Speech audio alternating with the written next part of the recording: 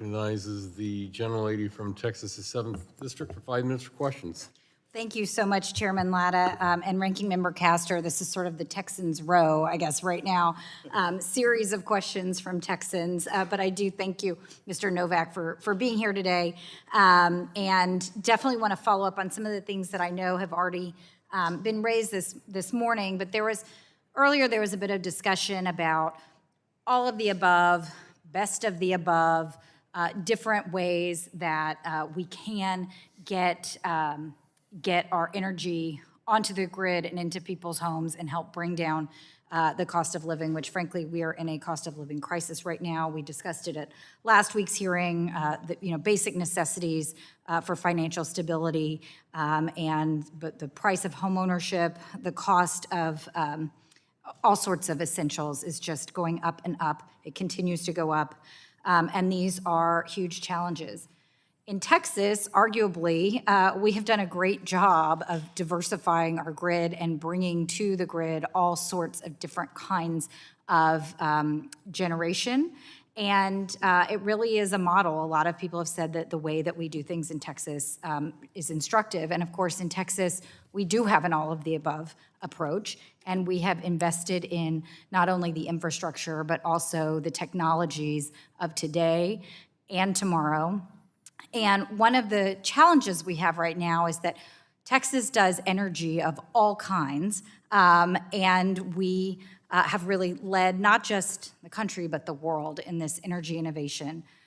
But we know that a lot of that can only come to market, can only reach kind of scale to be implemented by partnering with the Department of Energy and doing this critical research. And right now, the Department of Energy is illegally blocking funding for research into the next generation of energy technologies that would help reduce household bills. The Office of Clean Energy Demonstration's work on hydrogen and carbon capture promised to deliver lower emissions and less expensive energy for years to come. On May 30th, the DoE announced the termination of 24 Office of Clean Energy demonstration awards totaling $3.7 billion, and they included several projects near my district in Houston and along the Gulf Coast.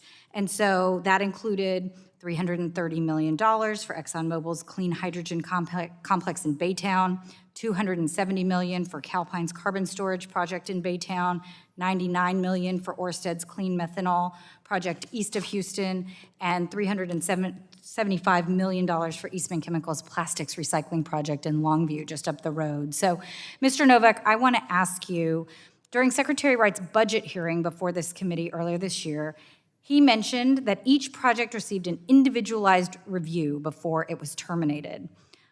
Can you just briefly answer which official had the final sign-off on the terminations of these 24 projects? Yes. Again, a little bit beyond the scope of what I'm here for today, but happy to give you an answer in regard to the portfolio review process, which got up and running before I joined the department, but I'm obviously involved in the throughput on this. By design, the process starts in each of the program offices, where the program offices are tasked pursuant to the Secretary's policy memo to assessing the project for economic, technical feasibility, compliance with the terms. Various, these awards take different, forms. And I've got limited time, so I just want to make sure we talk about these 24 grants as opposed to the process particular. Why were these specific grants selected for review, and what process has leadership set out for selecting grants like these to review? So the tasking here was that each of the program offices would review the entirety of their financial assistance award portfolio. And they would then present proposed terminations, modifications, continuations even, to a committee of cross-functional stakeholders who were just a recommending body. So you would get diverse points of view. Right, and I'm familiar with the memo, so. Right. So then from there, the issue just returns to the program offices to make a determination as to what they want to do.